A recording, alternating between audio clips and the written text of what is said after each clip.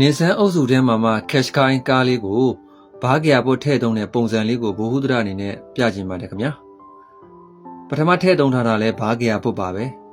ကားဆရာကိုယ်တိုင်လမ်းချမ်းထဲမှာအမြဲခိုင်းပြနေတဲ့ကားလေး origin ဘို့မကြိုက်ဘူးဘားကရဖို့ပဲထည့်သုံးတဲ့ကားဆရာကြီးဒါပေမဲ့အခုဘားကရဖို့က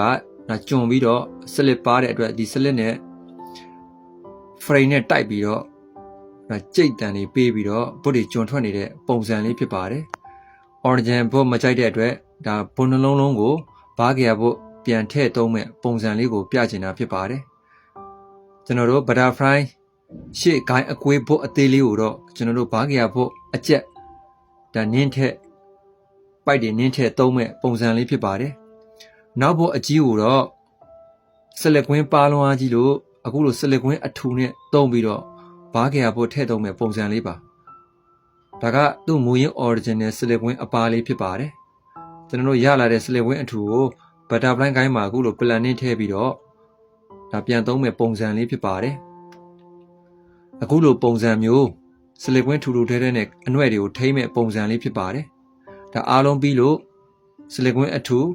ဘားကရဖို့အကျက်နဲ့ထည့်သုံးထားတဲ့ပုံစံလေးကိုဘ ഹു ဒရအနေနဲ့ပြချင်တာဖြစ်ပါတယ်